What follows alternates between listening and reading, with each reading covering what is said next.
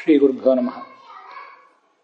ಅನುಭಾಷ್ಯದ ವ್ಯಾಖ್ಯಾನ ರೂಪವಾದ ತತ್ವಮಂಜರಿಯಲ್ಲಿ 132ನೇ ಗದ್ಯ ಭಾಗವನ್ನು ಈಗ ನಾವು ನೋಡಬೇಕು. ಹಿಂದಿನ ಭಾಗದಲ್ಲಿ ಮುಖ್ಯ ಪ್ರಾಣನೇ ಈ ಜಗತ್ತೆಲ್ಲದಕ್ಕೂ ಕೂಡ ಪ್ರವರ್ತಕನಾಗಲಿ, ಅವನೇ ಎಲ್ಲರಿಂದಲೂ ಕೂಡ ಉಪಾಸ್ಯನಾಗಲಿ ಅಂತ ಹೀಗೊಂದು ಪ್ರಶ್ನೆ ಬಂದಿತ್ತು. ಆ ಪ್ರಶ್ನಕ್ಕೆ ಉತ್ತರ ರೂಪವಾಗಿ ಶಬ್ದಾದೇವ ಪ್ರಮಿತಃ ಮತ್ತು ಹೃದಯಪೇಕ್ಷೆಯಾತು ಮನುಷ್ಯಾಧಿಕಾರತ್ವಾತ್ ಅನ್ನುವ ಎರಡು ಸೂತ್ರಗಳನ್ನು ಒಳಗೊಂಡಂಥ ವಾಮನಾಧಿಕರಣ ಹೊರಟಿದೆ. ಅದರಲ್ಲಿ ಶಬ್ದಾದೇವ ಪ್ರಮಿತಃ ಅನ್ನುವಂಥ ಸೂತ್ರ ಭಾಗ ಏನನ್ನು ಹೇಳ್ತದೆ ಅಂತ ಅನ್ನೋದನ್ನು ತಿಳಿಸುವುದಕ್ಕೆ ಪೂರ್ವಭಾವಿಯಾಗಿ ರಾಘವೇಂದ್ರ ಸ್ವಾಮಿಗಳು ಪೂರ್ವದ ಅನುಷಂಗ ಹಿಂದಿನಂತೆ ಆ ವೇದವಾಕ್ಯಗಳ ಎಲ್ಲ ವಾಕ್ಯಗಳ ಜೋಡಣೆಯನ್ನು ಮಾಡ್ಕೊಳ್ಬೇಕು ಅಂತ ತಿಳಿಸ್ತಾ ಇದ್ದಾರೆ. ಊರ್ಧ್ವಂ ಪ್ರಾಣಮಿತಿ ವಾಕ್ಯ, ಊರ್ಧ್ವಂ ಪ್ರಾಣ ಮುನ್ನಮಯತೆ ಅಪಾನಂ ಪ್ರತ್ಯಗಸ್ಥಿತಿ ಅಂತ ಏನು ವೇದವಾಕ್ಯ ಇದೆಯಲ್ಲ, ಆ ವೇದವಾಕ್ಯದಲ್ಲಿ ಶ್ರುತಃ ಕೇಳಲ್ಪಟ್ಟಂಥವನು ಅವನು ಯಾರು? ಪ್ರಾಣಪ್ರೇರಕ, ಪ್ರಾಣಗಳಿಗೆ ಪ್ರೇರಕ. ಪ್ರಾಣಗಳಿಗೆ ಅಂದರೆ ಕೇವಲ ಪ್ರಾಣ ಮಾತ್ರ ಅಲ್ಲ, ಪ್ರಾಣೋಪಲಕ್ಷಿತ ಪ್ರಾಣಾದಿ ವಾಯುನಾಮ, ಪ್ರಾಣ ಅಪಾನ ವ್ಯಾನ ಉದಾನ ಸಮಾನ ಮೊದಲಾದ 5 ವಾಯುಗಳಿಗೂ ಕೂಡ ವ್ಯವಸ್ಥಾಪಕನ ಯಾರು ಅಂದರೆ ಸಹ ಪ್ರಾಗ್ ಜಿಜ್ಞಾಸ್ಯತ್ವೇನ ಉಕ್ತಃ ಏಕಃ ಜನಾರ್ದನ. ಹಿಂದೆ ಜಿಜ್ಞಾಸ್ಯನಾಗಿ ವರ್ಣಿತನಾಗಿರುವಂಥ ಏಕ ಜನಾರ್ದನನೇ, ಆ ಪರಮಾತ್ಮನೇ ಈ ಪ್ರಾಣಗಳಿಗೂ ಕೂಡ ಪ್ರೇರಕನಾಗಿದ್ದಾನೆ. ಮತ್ತು ಮುಖ್ಯ ಪ್ರಾಣ, ಈಶಾನ ಎಂಬ ಶಬ್ದದಿಂದ ಮುಖ್ಯ ಪ್ರಾಣನ ತಗೊಂಡು ಆ ಮುಖ್ಯ ಪ್ರಾಣನೇ ಈ ಜಗತ್ತಿರೋದಕ್ಕೂ ಕೂಡ ಪ್ರೇರಕನಾಗಿದ್ದಾನೆ ಅಂತ ನೀವು ಅರ್ಥ ಮಾಡಬಾರ್ದು.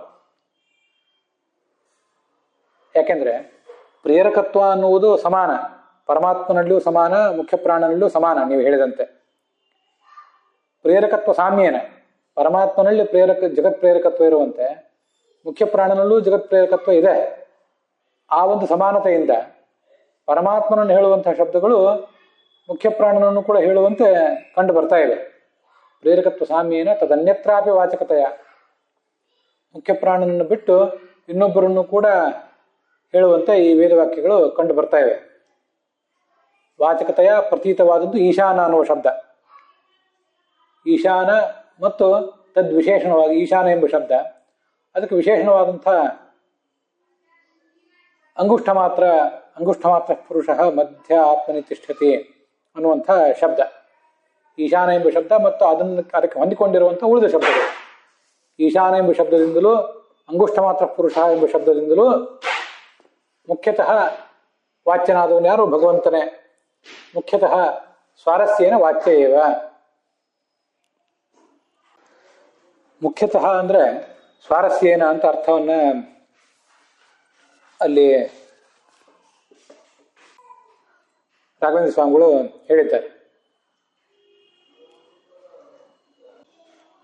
ಸ್ವರಸ ಅಂದರೆ ಉಚಿತ ಅಂತ ಅರ್ಥ. ಮುಖ್ಯ ಪ್ರಾಣನನ್ನು ಇಲ್ಲಿ ಈಶಾನ ಎಂಬ ಶಬ್ದದಿಂದ ತೆಗೆದುಕೊಳ್ಳುವುದಕ್ಕಿಂತಲೂ ಪರಮಾತ್ಮನನ್ನೇ ಈ ಮುಖ್ಯ ಪ್ರಾಣ ಅಪಾನ ವ್ಯಾನಾದಿ ಸರ್ವಗಳಿಗೂ ಕೂಡ ಪ್ರೇರಕ ಅಂತ ವ್ಯಾಖ್ಯಾನ ಮಾಡುವುದು ಸ್ವರಸ ಅಂತ ಅರ್ಥ. ಮುಖ್ಯತಃ ವಾಚ್ಯ ಏವ, ಮುಖ್ಯತಃ ವಾಚ್ಯನೇ ಆಗಿದ್ದಾನೆ. ಮುಖ್ಯತಃ ವಾಚ್ಯನೇ ಆಗಿದ್ದಾನೆ ಅಂದರೆ ಸ್ವರಸವಾಗಿ ಉಚಿತವಾದ ರೀತಿಯಲ್ಲಿ ಪರಮಾತ್ಮನೇ ವಾಚ್ಯನಾಗಿದ್ದಾನೆ ಹೊರತು ಮುಖ್ಯ ಪ್ರಾಣ ವಾಚ್ಯನಾಗಿಲ್ಲ ಅಂತ ಅದರ ಅಭಿಪ್ರಾಯ.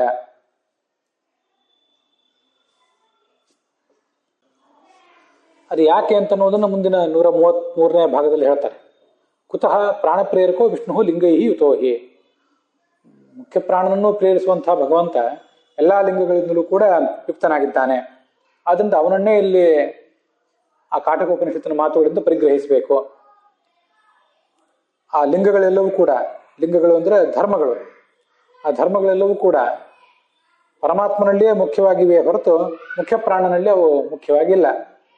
ಆದ್ದರಿಂದ ಲಿಂಗಗಳು ಮತ್ತು ಆ ಎಲ್ಲ ಲಿಂಗಗಳಿಗೂ ಮೂಲವಾದಂತಹ ವೇದವಾಕ್ಯ, ಆ ವೇದವಾಕ್ಯವು ಕೂಡ ಪರಮಾತ್ಮನನ್ನೇ ಪ್ರತಿಪಾದನೆ ಮಾಡ್ತದೆ ಅಂತ ತಾತ್ಪರ್ಯ.